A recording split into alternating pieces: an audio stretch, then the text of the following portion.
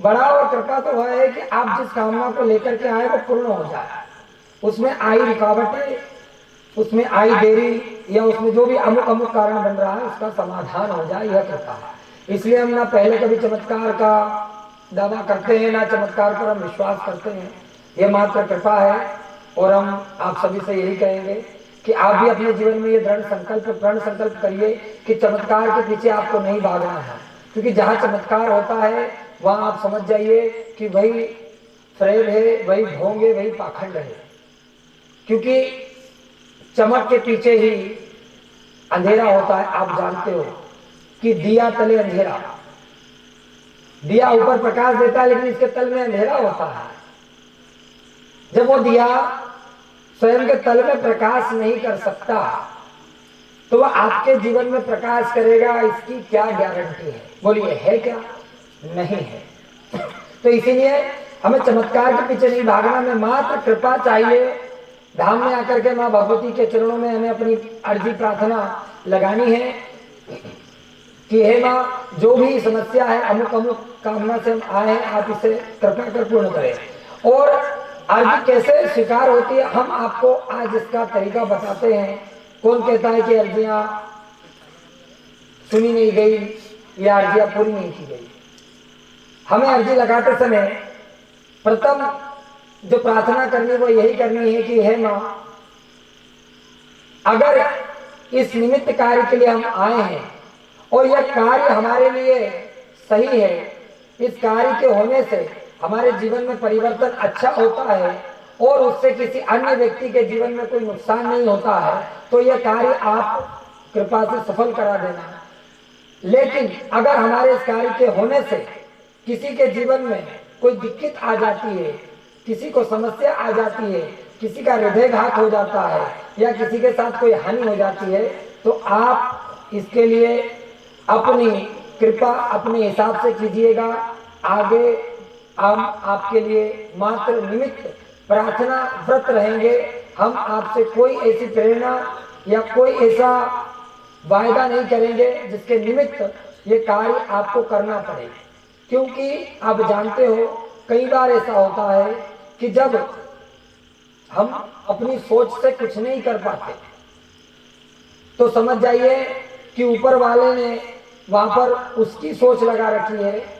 और आप और हम सभी जानते हैं कि जब हमारी सोच का नहीं होता तो उसकी सोच का होता है, और वो सर्व विद्यमान है, सबसे श्रेष्ठ है, यानी कुछ अच्छा होने वाला है जिससे आपका जीवन परिवर्तन हो जाएगा।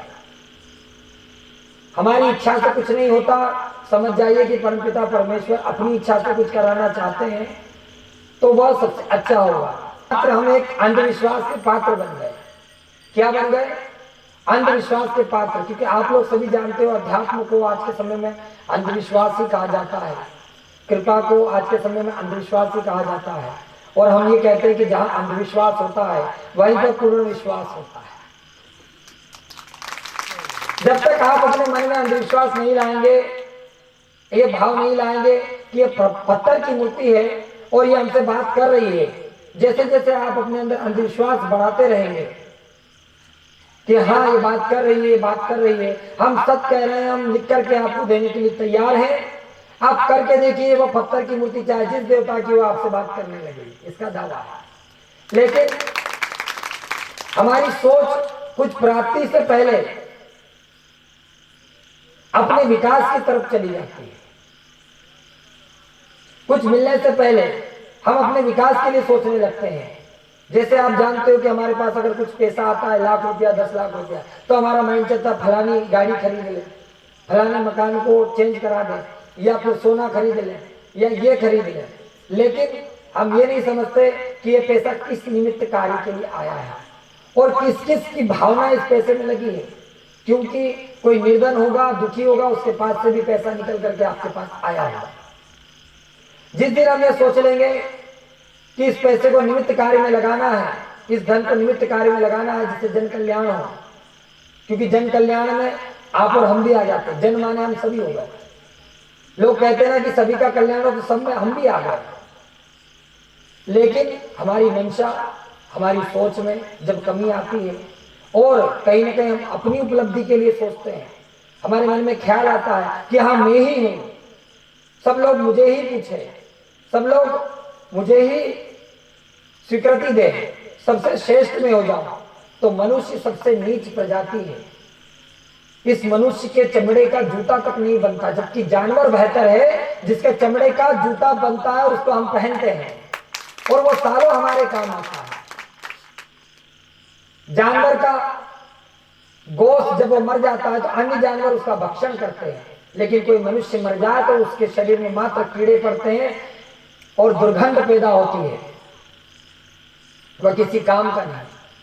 तो इसलिए हम कभी श्रेष्ठ नहीं हो सकते, हमें अपनी भावनाओं को रोकना पड़ेगा। आज हम सिद्धि साधना या तपस्या करते हैं तो हमें सफलता क्यों नहीं मिलती? उसका मुख्य कारण यही है कि हमारे मन में भाव चलते रहता है कि फटाक से ये मिले और हम फटाक से बड़ा कुछ करते और धन को कमा लें, धन अर्जन करना है, धन उपार्जन करना है, अपना विकास कर ले, लेकिन हम कभी भाव नहीं करते। प्रथम बार जब हम इसकी खोज के लिए निकलते हैं तो हमारे मुख में वाणी होती है कि हम जन कल्याण करेंगे, हम किसी से कुछ नहीं लेंगे, और ये सब झूठी बातें हैं। बिना लेन देन के संसार नहीं चल सकता। इस संसार को चलाना है तो इसकी लीलाओं से चलाना होगा, और इसकी लीला में सर्वप्रथम लीला यही है कि कृष्ण जी ने जब अर्जुन को उपदेश दिया था तो ऐसे ही नहीं दिया था। कृष्ण जी ने उसके बदले में अर्जुन के पूरे परिवार की बलि ले ली थी। बोलिए, लिया नहीं थी, जबकि तो साक्षात परमपिता परमेश्वर थे। तो उपदेश देने के पीछे भी कुछ लेन देन था।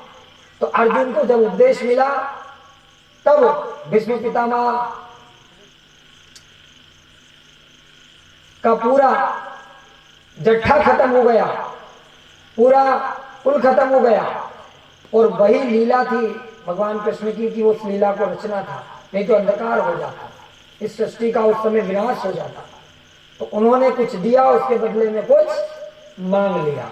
वो तो परमपिता परमेश्वर थे, नहीं तो चाहते तो एक हल्की सी फूंक में पूरी सभा को उड़ा देते। बोलिए यस या ना? लेकिन वो लीला से वह भी गुजरे, हर कोई गुजरता है, तो हम बच नहीं सकते। आपको और हमें भी इसी लीला से चलना पड़ेगा। साथ में फिर हम कह रहे हैं, आप चमत्कार के पीछे जब तक भागोगे तो आप भी दिया तले अंधेरे की तरह होंगे। ये लाइट है, इस लाइट के पीछे आप देखो